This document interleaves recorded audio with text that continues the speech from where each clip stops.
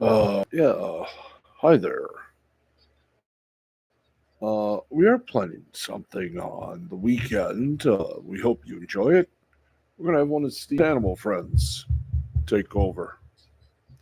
Yeah, I used to do this long ago, but now back here, and well, Steve's got to do something to perk up interest. We don't know what animal is going to be doing this, but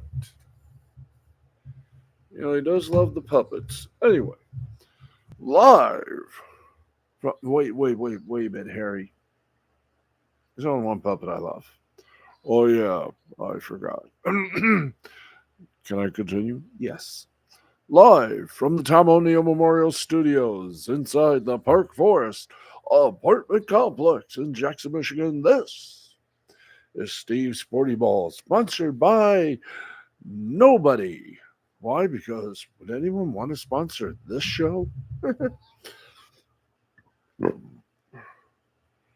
Anyway, sit back, relax, and enjoy a nice cup of,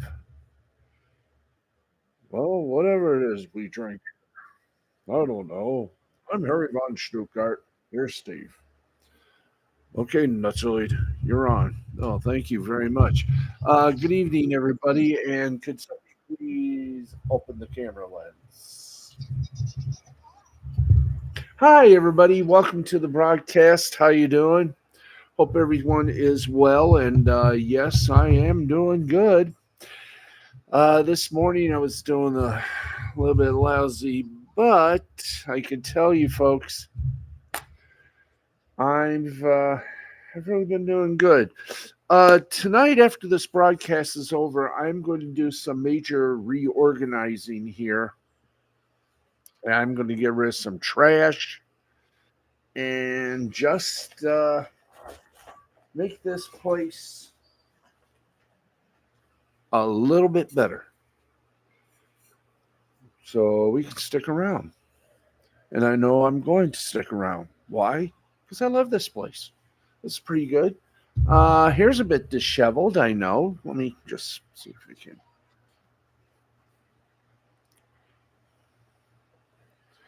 Everybody's wondering if I'm trying to bring back some sort of hairstyle. Yeah, I'm thinking of growing a mullet. Business up front, party in the back. Well, we'll just see how far this goes. Anyway, kids, and I say this with all due respect, enough talk. Let's get to the business at hand, ladies and gentlemen. And that business just happens to be, yes, it happens to be. What does it happen to be, you may ask and inquire, and I will tell you it happens to be doing this show. We got everything up and going, so let's get to the big story. Hey, Matt and Nettie, how you doing? By the way, please feel free to share this with everybody on your Facebook pages, your TwitX pages, your yellow pages. Okay, but well, we knew it was going to happen, but we didn't know it would happen this early. But the Los Angeles Lakers, after their humiliating expulsion from the first round, 3 years in a row, by the way, have fired coach Darvin Ham. The team announced Friday. Ham, a veteran NBA player and assistant coach, was given only 2 years at the helm in Los Angeles following another relatively brief Lakers tenure from Frank Vogel, who led the team for just 3 years and no rings. We greatly appreciate Darvin's efforts on behalf of the Lakers and recognize the many accomplishments achieved over the past 2 seasons, including last year's remarkable run to the Western Conference Finals. Laker GM Rob Pelinka said in a statement, "We all want to thank Darvin for his dedication and all around chutzpah And positivity. Well, this was a difficult decision to make. Not really. He was hired to get you guys back in as champions. Flopped twice. Well, this was a difficult decision to make. It is the best course of action following a full review of the season. They sucked once, they sucked twice. This organization will remain unwavering in its commitment to deliver championship caliber basketball to Laker fans around the world. When you're going to do that, you've sucked twice, actually three times, and all three of them with LeBron James as your centerpiece. Ham was initially hired. Oh, excuse me, that's my line. Ham was initially hired in Los Angeles following Vogel's failure to successfully integrate Russell Westbrook into the roster. Ham successfully convinced Westbrook to accept the bench role. And despite a 2-10 start, his debut season in LA turned out to be a very big success. The Lakers reached the Western Conference Finals and appeared primed for another real run at the NBA Finals. But cracks began to emerge as early as training camp for the season when Ham surprisingly leaned on free agent addition Taurean Prince to replace the injured Jared Vanderbilt in the Lakers' starting lineup rather than returning 2023 deadline addition Rui Hachimura. The decision surprised plenty within the organization, who saw Hachimura as a cornerstone following a strong 2023 playoff run. And the Lakers would eventually finish the season with a 26-13 record in games that he started but did not get a full-time starting job until February.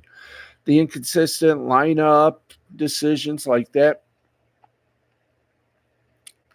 played a role in Ham's dismissal. So did strategic concerns from the players. LeBron James spoke openly about defying Ham's strategy during a critical game against the Los Angeles Clippers early in the season. A recent report from Shams Charania, Sam Amick, and Hoven Buha of The Athletic shared the depth of the frustration members of the team felt, with one player reportedly saying, "We need to be coached too."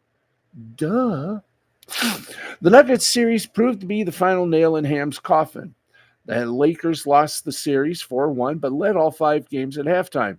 They blew a 20-point lead in Game 2 and lost Game 5 on a game-winning shot by Jamal Murray that looked extremely similar to the one he made in Game 2. Denver has now won 12 of the past 13 games against the Lakers. With Ham gone, the Lakers will embark on their third coaching search in 6 off seasons. It'll be another clean slate as the Lakers part ways with the entire coaching staff beyond Ham, per a report from ESPN, including Phil Handy, who coached under both Ham and Frank Vogel in LA.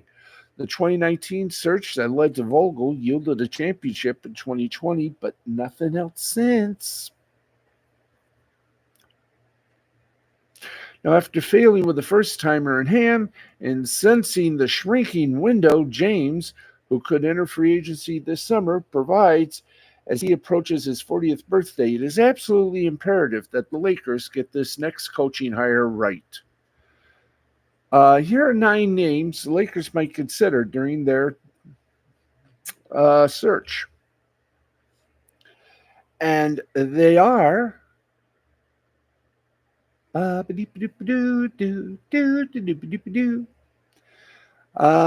see. Where we got Ty Lue, who is a relative of Marielle Lue. Now, Ty Lue, currently employed by the Clippers, would likely prefer it if he didn't coach their crosstown rivals. The exact terms of his contract are unknown. When the Clippers hired him in 2020, they reportedly did so with a 5-year contract. Now, he is not known to have signed an extension, though Steve Ballmer has signed a previous coach, Doc Rivers, to an extension without the press immediately getting wind of it, so it's possible that Lou's Clippers' future is secure. How about, James has spoken glowingly about Lou in the past. The Lakers botched their last attempt to hire him in 2019 when they were reportedly only willing to give him a 3-year deal and wanted control over his coaching staff.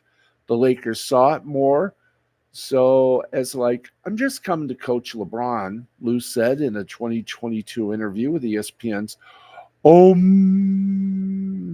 Misuk. No, I'm coming to win. I just don't think I was treated fairly, and I wasn't just going to accept any offer just to get a job. Time and a big contract, kids, does heal all wounds. If Lou is available, he is the best coach on the market and the one likeliest to work well with James. In other words, suck up to him.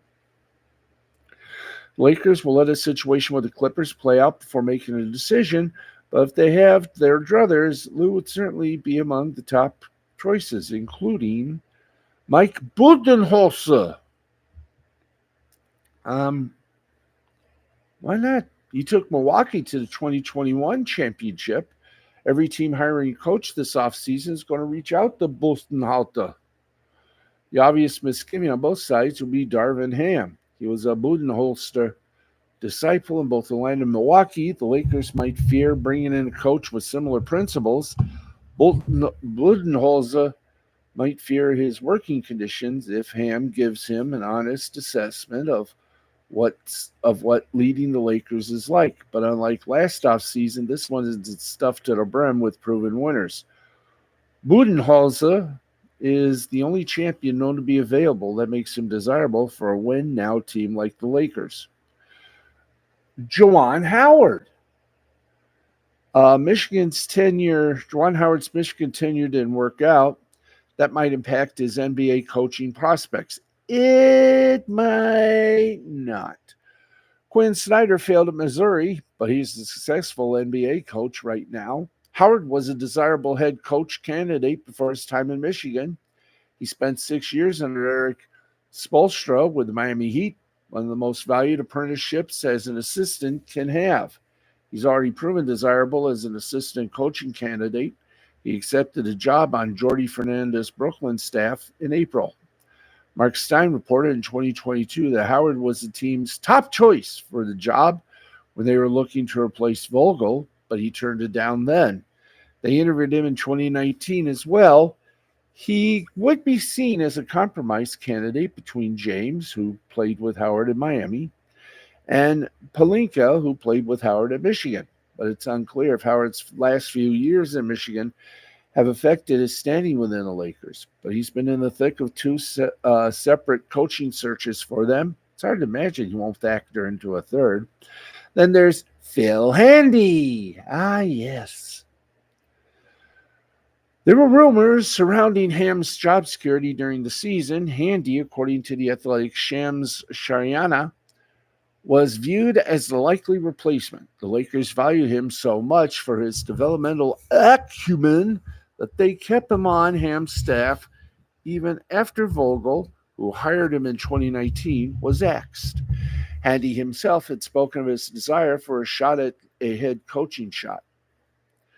But it doesn't seem as though he factored seriously into the 22 search to replace Vogel. Bill Oram, a Laker beat writer at the time, said that he hadn't heard that Handy was receiving any internal consideration. At the very least, well, he was not among the reported finalists. Maybe things have changed in the past 2 years. Maybe the Lakers view him more as a skills coach than a head coach. It's hard to say, but if nothing else, well, it's hard to imagine a coach with as much support within the locker room not at least getting an interview. How about David Adelman? The Lakers lost 12 of their last 13 games against the Nuggets. Beating Denver is going to be a necessity if the Lakers plan to make a real championship push in the next few years. So why not gain some of that institutional knowledge on Denver while weakening the Nuggets at the same time by hiring away their top assistant? Logic. It probably won't work, but still. Adelman has drawn credit for his role in designing Denver's elite offense.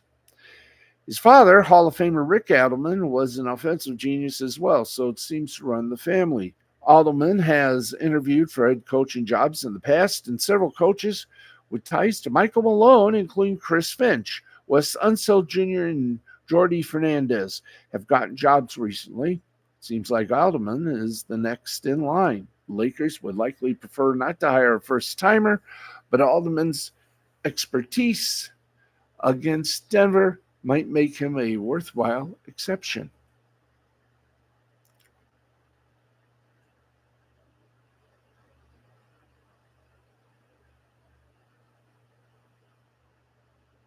And we go ahead with J.J. Redick. Could he do it? Well, he's got some interest, but I mean, he does have LeBron's approval, but we all know what that means. Bupkis. How about Terry Slots? He was a finalist the last time Lakers hired a coach. He didn't get the job and has barely worked since. At one point, the abrupt ending of his brief stop as an assistant for the Bucks might have raised some eyebrows. Once we watched the Adrian Griffin area, can eras be measured in months, play out? Well, we more easily forgive Stotts for not wanting to be a part of it. In many ways, his resume is similar to Vogel's in 2020, never reaching the finals, but he's done about everything else as a head coach. Do they want him? Might be nice. How about Kenny Atkinson? His last foray into big market coaching collapsed because he seemingly couldn't connect with Kevin Durant and Kyrie Irving. He's been cautious about taking another opportunity since. He accepted the Hornets job in 2022 before ultimately changing his mind and turning it down. Right now, he's one of the NBA's highest paid assistants in Golden State. He's in no rush to go anywhere.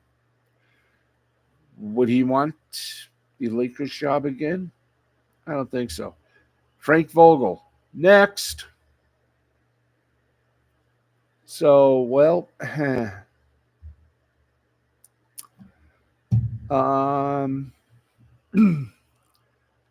don't know. I do not know. This this person here. This person here. I don't know. I don't know if they can trust him or not. We'll just have to wait and see, won't we? Okay, you know what happens tomorrow? It's the first Saturday in May. That's right, the first Saturday in May. Why not say it? Here we go. It's Kentucky Derby Day.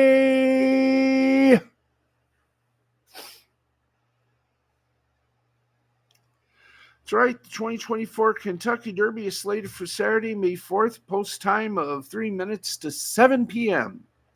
At Churchill Downs in Kentucky. The iconic Run for the Roses is the first leg of the Triple Crown races, and it'll mark the 150th edition of the Derby. Florida Derby winner Fierceness is the current favorite at 5-2, followed closely by Sierra Leone at 3-1. Fierceness, trained by 8-time Eclipse winner Todd Pletcher. Sierra Leone is trained by Chad Brown, who also trains long shot domestic product. Are we going to be seeing another person in there? I don't think so. Since the race is outdoors, weather conditions always have a large impact on the big event.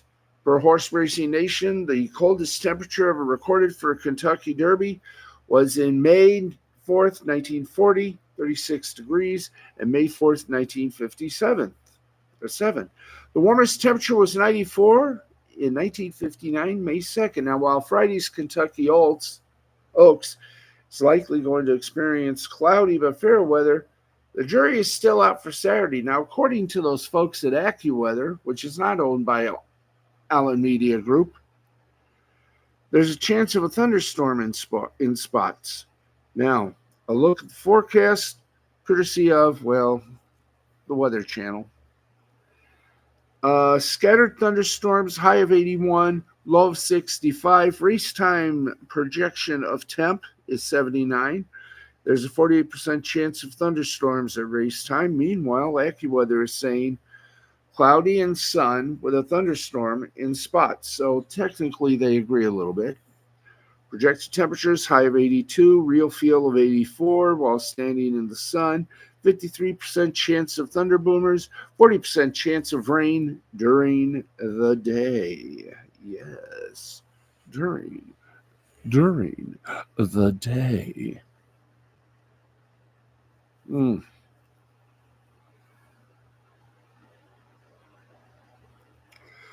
Okay, shall we? We got a shot. Hey, 10:21. We got about 9 minutes before we go to the half. Okay, we're going to do something we haven't done in a while. We're going to check in with our friends from Australia.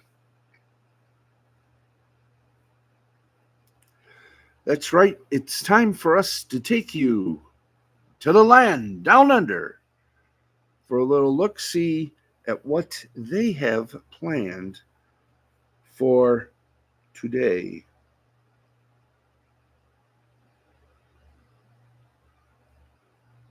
Hmm.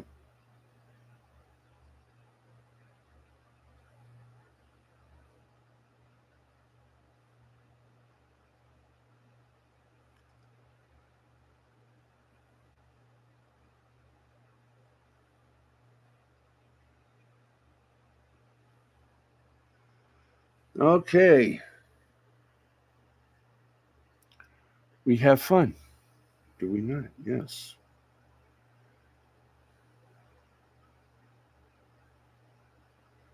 Okay, let's go to the TV schedule right here, right now.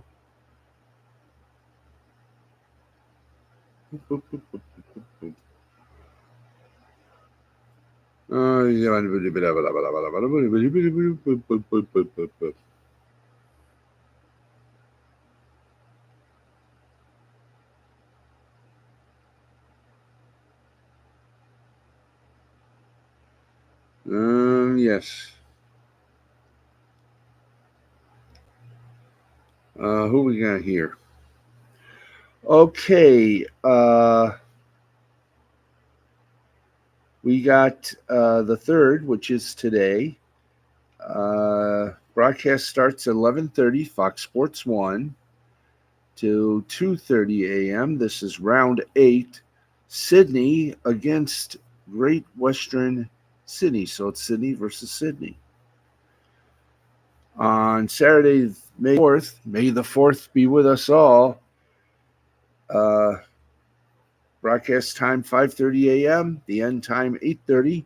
Melbourne taking on Geelong. On Fox Sport, that's Fox Sports 2. Then Fox Sports 2 from 8:30 a.m. to 9 a.m. It's Rover of Tudbrook, whatever that is. So that is tonight. Tonight's little Kadash Midota. Let's just see here what we got and found here. Hey, hi there. Hmm.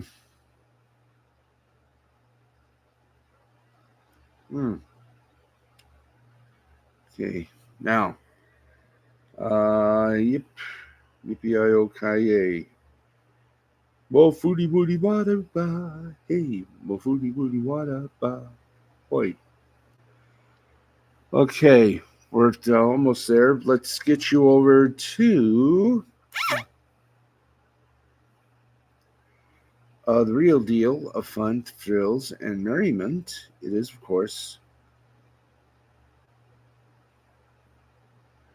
afl.com.au.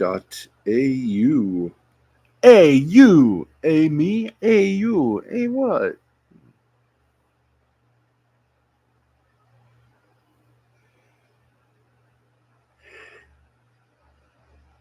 Ugh, there we go.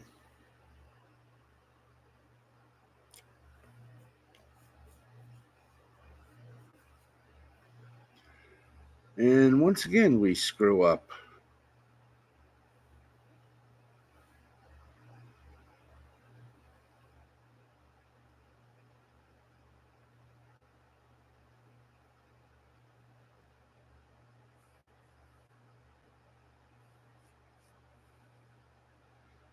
And let's get to it. Thank you very much.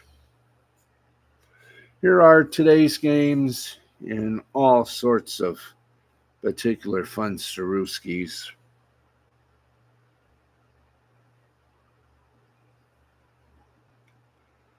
Okay, let's see here. Do we have Shimidiaki? Oh, okay.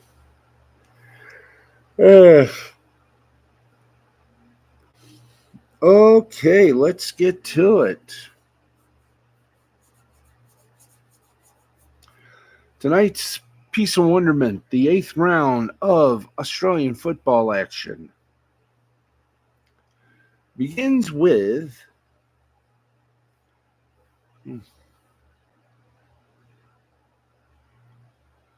okay, now Sydney Swans at Melbourne, Thursday, March 7th, which was last night. Tonight was a bit different. We're now on week 8. Let's see. Hey. Thursday, May 2nd, the Crows taking on Adelaide, Fox Sports 2 at 5:30. Today, it's Carlton versus Collingwood. That broadcast 5:38 on Fox Sports 2. Sydney Swans at Great Western Sydney Giants on Fox Sports 1. 11:30 broadcast time. Saturday, May 4th. May the 4th be with you. St. Kilda versus North Melbourne, Fox Soccer Plus, 2:30 a.m. Melbourne versus Geelong Cats, that broadcast 5:30 in the morning on Fox Sports 2. You got the West Coast Eagles versus Essendon on Fox Soccer Plus at 6 a.m. Richmond and Fremantle on Fox Soccer Plus at 11 p.m. Sunday, May 5th, you got Western Bulldogs at Hawthorn, 2 o'clock in the morning on Fox Sports Plus. And at 5:10 a.m., 5 o'clock a.m., Brisbane Lions, Gold Coast Suns. Here comes the sun. Yeah, here comes the sun. And when the sun comes, everything rolls.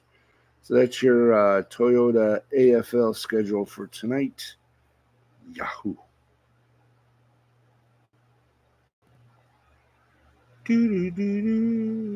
Here comes the sun. I say, hey, you're cool.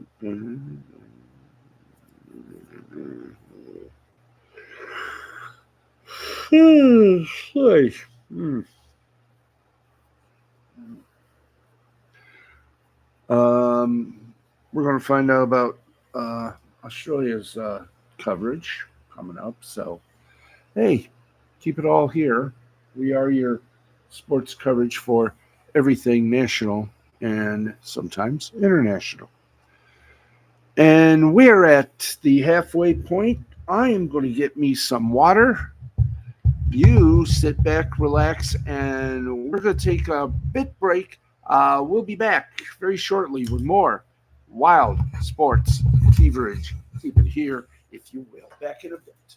Bye. Even I gotta, get something down me so I don't.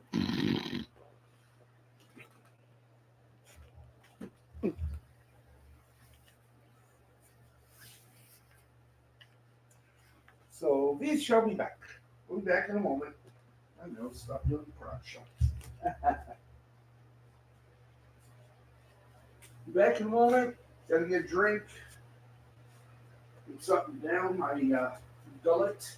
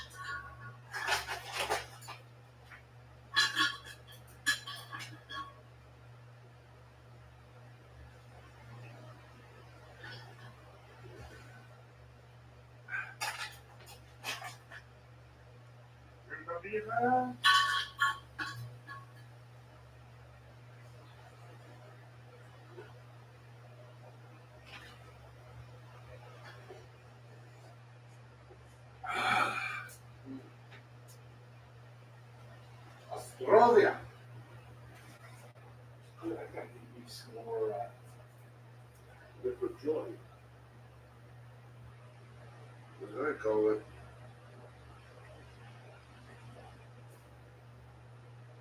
One second. Okay.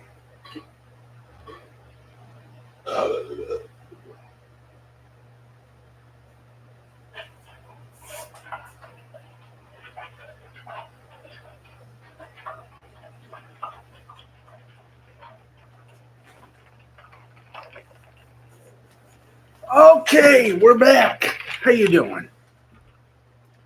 Missed me already? Yes, we did. And I'll put on the earphones so you can be able to hear me.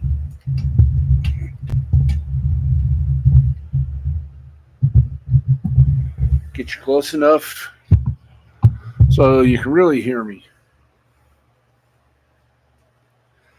Okay.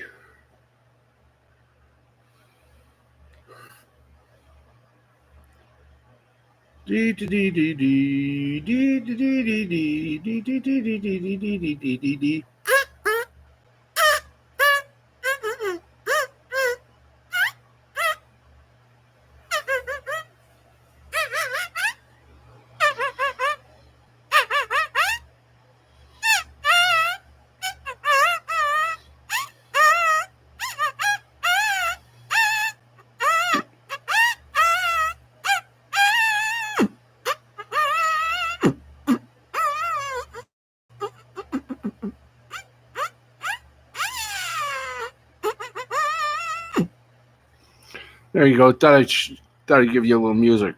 Very little music. Anyway.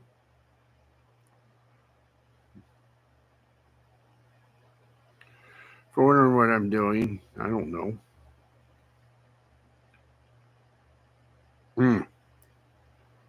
I don't know what I'm doing because there's not much going on today.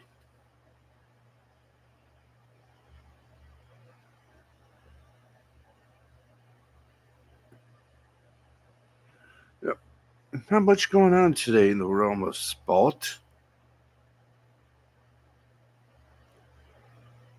But we'll try to give you some info right here, right now, right about everything. Get you some of the scores and all that make this world a better place to live. Yes, indeed. To Dandelion Fluff, we got something for her. It's called a hockey scores. So here we go. Let's rock and roll. It's 35 minutes past the hour of 10 o'clock. We are on for about another 25 minutes or so. Yeah, let's go for the hockey. Thank you, boys. Okay, in the Stanley Cup playoffs right now, in period number one, it is a scoreless tie between the Vegas Golden Knights, defending Stanley Cup champions, taking on the Dallas Stars. They're goose eggs right now in period number one. Now, we do have one final to report on. The Vancouver Canucks in overtime defeated the Nashville Predators 1-0. In the Ontario Hockey League playoffs, the Saginaw Spirit beat the London Knights 4-2. And in overtime we go. It is the Oshawa Generals taking on the North Bay Battalion. Do we have, can we, give them a little bit of the game? Do you think so? Hopefully we can. Yeah, this is one time I love to, this one time I love to let you guys listen in to these games that are being played. We make sure you the fine public, are in vogue. Is this the Ontario Hockey League? Yes. Okay. Grazie. Oh, what am I doing here? Let's see. Yeah, why don't we do this? 10:50 overtime. See if we can get you some a little bit of live hockey action for you. For our friend Dandelion Fluff, we are going to give you what we can, ladies and germs, ladies and gents. La da di da. Blah, blah, blah. Okay. Yeah, let's go on here. Oops. Sorry. Kill that. Oh, yes. Okay. OHL.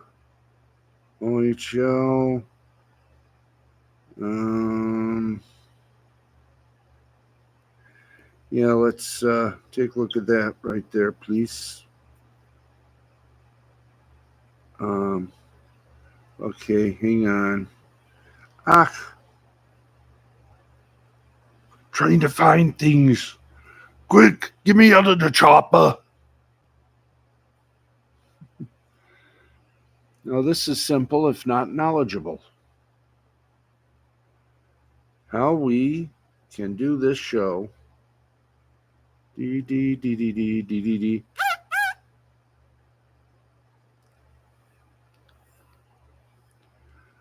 Okay.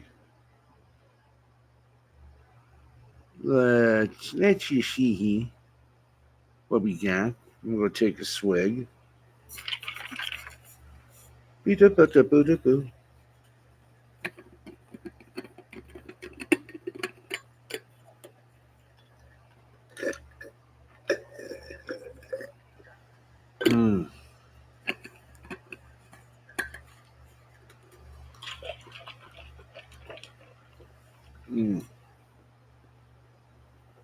Okay.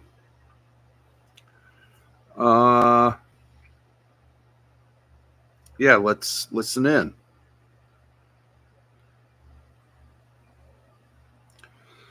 Give you a little bit of the Brantford Bulldogs. Maybe they've lost, or maybe they won. Don't know.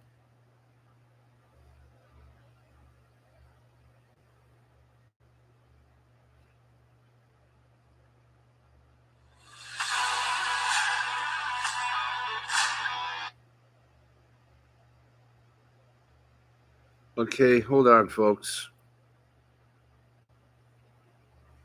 I say this with all due respect. Hold on, folks.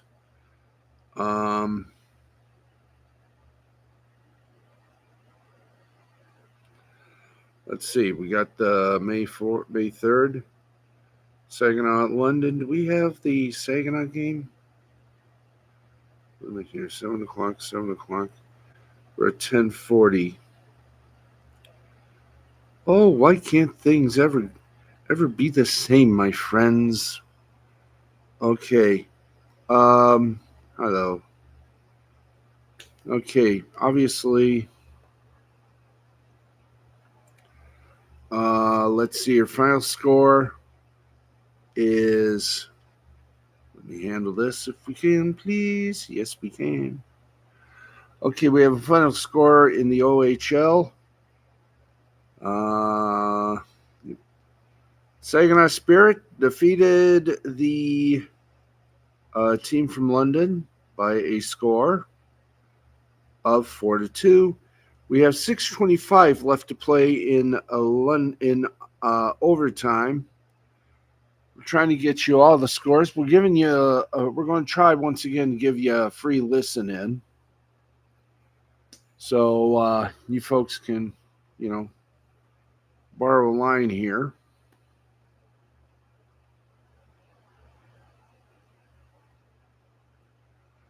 Okay. There seems to be a somewhat free. Okay, I think this is Oshawa that we're looking at. Let's get to the media. Yes, get to the media, please. 6:25 left to play. And trust me, folks, we're getting somewhere. We're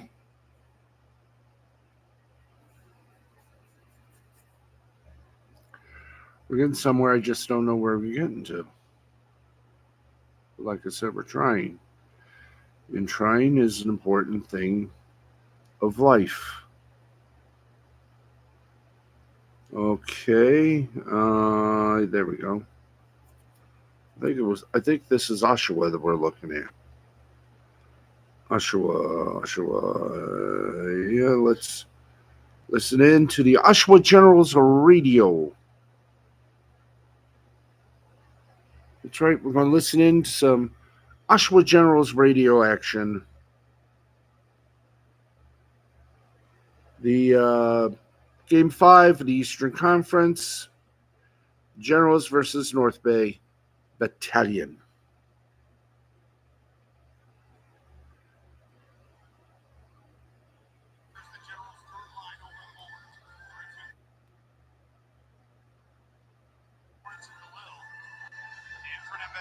Stay out on the back end. Two 16-year-olds, two 17-year-olds, and a 19-year-old for Oshawa.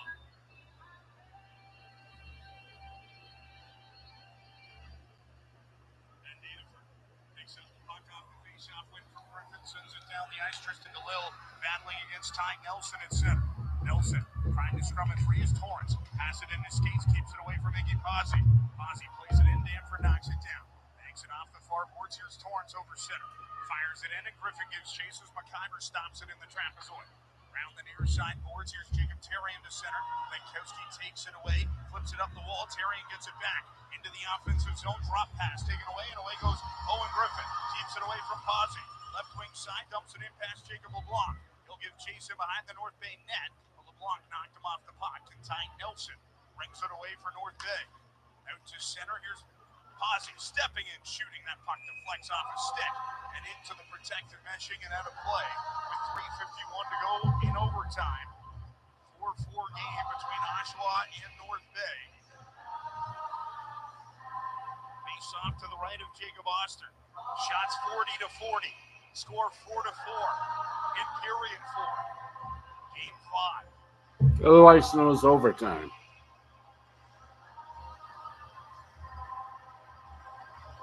Richie, Seneca, Robrick with D'Amato and Morelli. Barnsby, Vilmanis, and Erdo for North Bay. Richie wins the draw. Here's Seneca. Out of his own zone, lifts it forward for the big break. Knocked down by Christopoulos. Robrick dumps it in. Rolling towards McIver. Christopoulos into the near corner. Seneca takes it away at the goal line. Centering pass. Robrick near circle. Stopped by McIver, and he plays it around the far side boards. Went off his left shoulder as Dylan Robrick locked in. Morelli tried to go quickly to center. Robrick finds it after the Vandon pass was taken away by North Bay. Morelli back out to center. Seneca for Robrick with speed. He has Ritchie near side. Callum Ritchie centering for Seneca. Knocked off his stick by Barnsby. Seneca scrummed down to the ice. Played it to himself at the blue line. Now it's Seneca off to the near boards. Holding on the wall. Plays it around to the far side. Big rig Dylan Robrick. Back to the point. Betkowski just out of his reach. Robrick played it to him as if he was a left-handed shot, but he's a right-handed shot. Now it's Kupalainen into the offensive zone. Pass cross ice. Now Roloff's in the slot. His shot kicked out by McIver, and the rebound picked up by Ethan Procession. Out to center is Danford. Back into his own zone with 2:43 to go in overtime. Danford stops in behind Jacob Oster. Left wing side, here's Stuart Roloff. Into the offensive zone. Kupalainen shot. That goes just wide. McIver couldn't club it down. Now Van Steensel lost it on the far boards, but Roloff's missed it too. Van Steensel gets it back. Zachary Sandu knocks it down at his own blue line, turns it over to Procession. Jacob LeBlanc. Wakely shoots, blocked away by Oster. Now it's Procession. Plays it in for Wakely and behind The Oshawa net into the far corner, working against Roloff's end of a shift for the Generals. Wakely turns and fires. It gets deflected and into the protective meshing and out of play with 2:05 to go in overtime. Generals and Battalion all squared up at 4.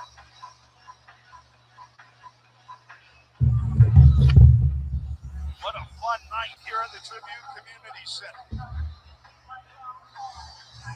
It doesn't get more drama-filled than this. 2:05 to go in overtime. Face off to the right of Jacob Oster. One cleanly by Owen Griffin, and Danford banks it off the far wall over the stick of Torrance, but out to center and Frank Nelson. Regroups with Christopoulos. Out to center as this one banks off the back of the Oshawa net. Morelli will pick up. Plays it around the far side, out of the reach of Griffin, so now steps Bryce Cook. Here's Iggy Pazzi. Taken down by Ben Danford, and away goes Tristan DeLille. DeLille off the far wing, Torrance. Tips it in past Nelson. Now it's DeLille in the far corner. Kicked it to himself, but couldn't pick up. Now it's Paul Christopoulos. He tied the game at 4 on Wednesday night in North Bay to keep his overage season alive. Down to center as Owen Griffin couldn't knock it down. Cook, Pazzi couldn't find it. Griffin with Big Rig on his right. Owen Griffin walks in. Fans on the shot. Big Rig couldn't get a shot away. Look at Amato. At the point, shot deflected into the far corner. Seneca. 1:12 to go in overtime. D'Amato, high slot. Steps in, shoots blocked. Here's Ritchie. Holding, shooting. Glove down by McIver with 1:04 to go in overtime.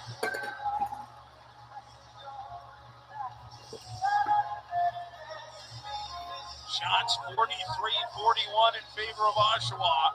Score is 4-4.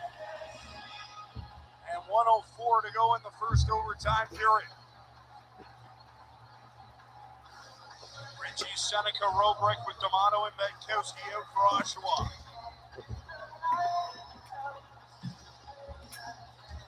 Face off to the right of McIver is Seneca.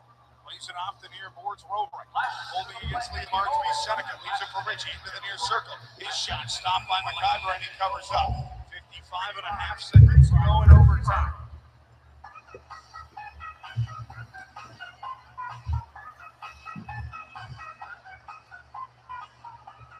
Face off to the right of McIver. Is Oshawa going to get a change here? Second line, Lockhart, Roloffs, Kumpalainen on with Morelli and Donato.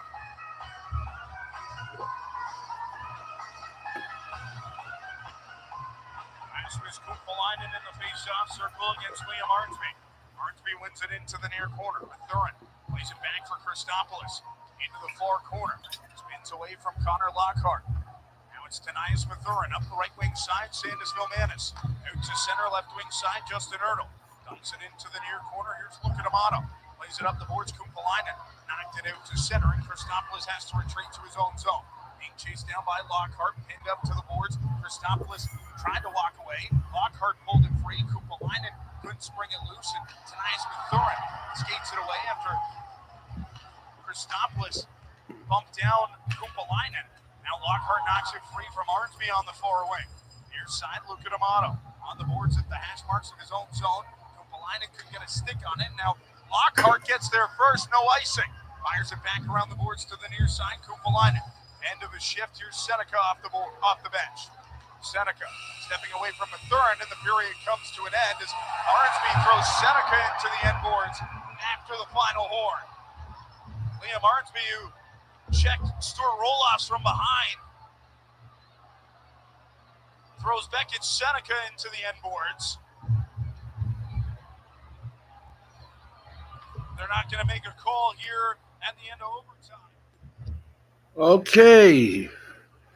After one little thing of overtime, it is still 4-4. Let's quickly, without any hustle or bustle, give you more scores. In the Quebec Major Junior Hockey League playoff in overtime, Drummondville beat Victoriaville 3-2. WHL, it's at intermission.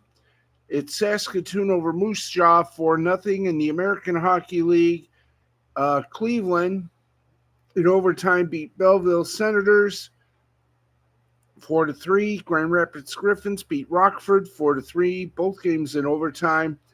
And a simple score: Providence beat Hartford 6-0. And in a break right now, the Calgary and Coachella are tied at 1. Okay, we got a little less than a few minutes. We got about 8 minutes left. So, hi there. We got 8 minutes left in the whole program here. Thank you very much. Let's get you to some basketball, then we'll get over to the remaining of our scores. Let's rock this out. Right now, final score: Orlando Magic over the Cleveland Cavaliers, 103-96. And in the second quarter, the Dallas Mavericks are beating the LA Clippers 48-40. Now, do we by any chance? I think let's. I know we do have some MLS action. We should. We'll give it one more little check before we take our leave for you tonight. We hope you love the return of the listen-ins. We bring you what we can bring you because we care. And I love doing this.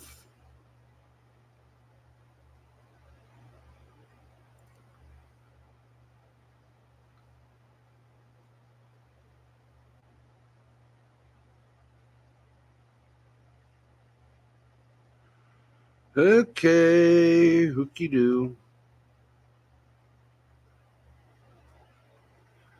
Okay, we're trying to find some action from American soccer. We cover everything here on this show, so. Okay, in the NISA, Club de Leon beat Georgia 3-1. In MLS Next Pro, it was Portland over Vancouver 2-0. New York over Inter Miami 2-1. St. Louis over Minnesota 2-1. At Atlanta and New York City ended in a goose egg tie. San Jose and Houston ended in a 1-1 tie. And at the half, it's Austin over Colorado 1-0. In the National Women's Soccer League, Angel City, with 56 minutes played, is leading Utah 2-1. And Seattle and San Diego, with about 45 minutes before they go to the half, they're tied at 1-1. And guys and gals, it leaves us a little time, and we are going to love that time like anyone else because I get to do something I love to do every night that's possible when I can do it. Okay, do we really want to sign in to Roku TV? No, go back down. Cancel that for a bit. Okay, we're trying desperately to. What are we trying to do, by the way? Just. Oh yeah. Oh yeah. Here we go. We gotta do some We're going to do some karaoke for a little bit. Please, pray for us all.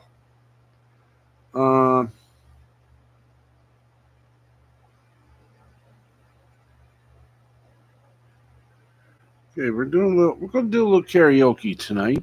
We got about 4 minutes. So here we go. I've always wanted to do this song, and now we get a chance.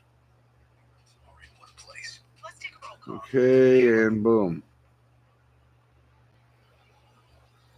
Here we go.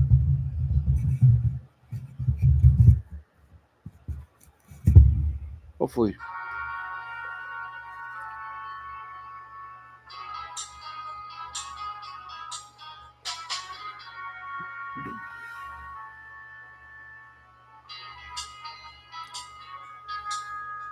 You're just too good to be true.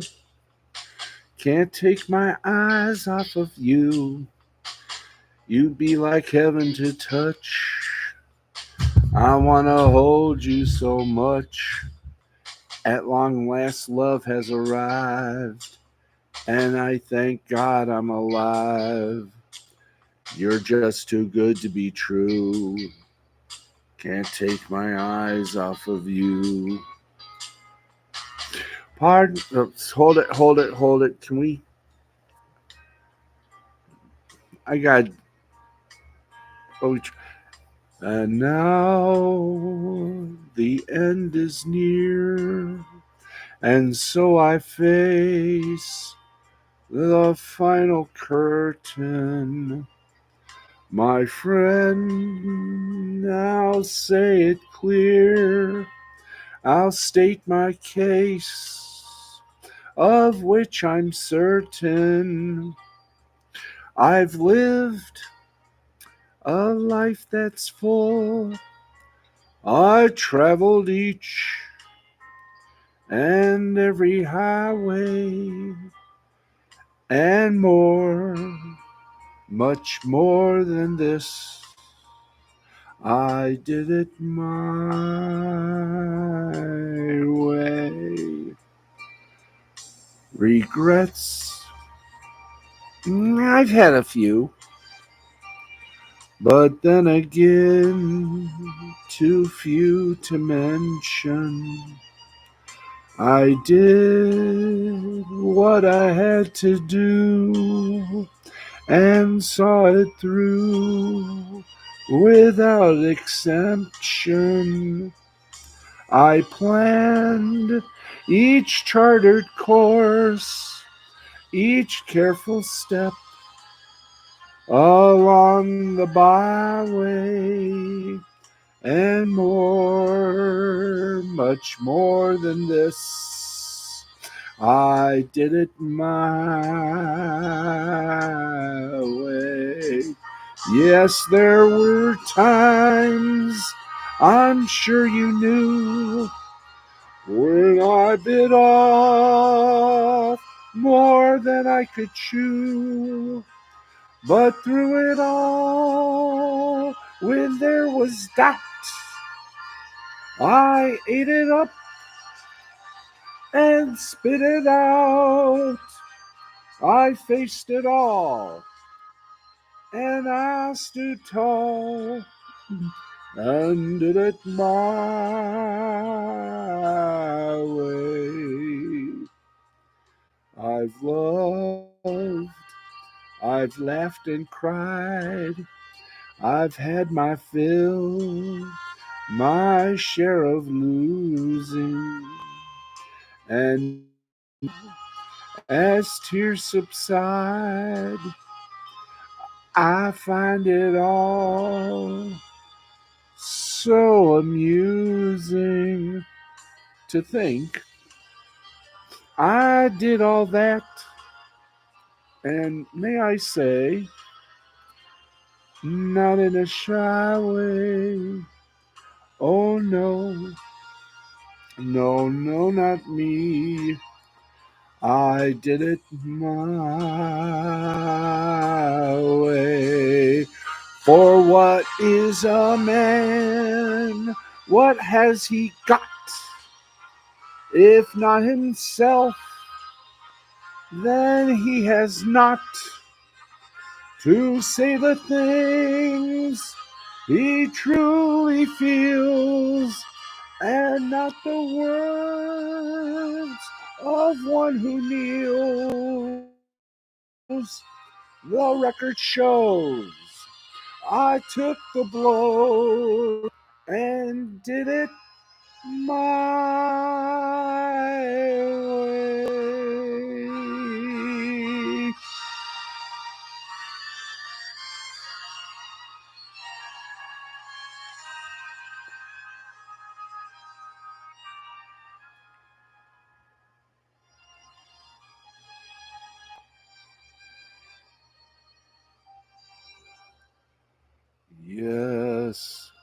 It was my way.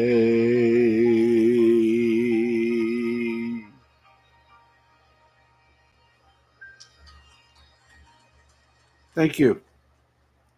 Thank you, people.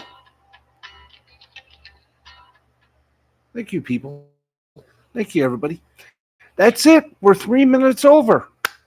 We got to go.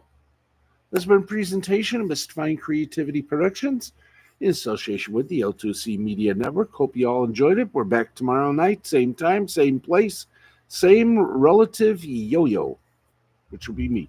Good night. Be good to yourselves. And remember, everybody, be kind to one another, no matter what, no matter who they are. Be kind.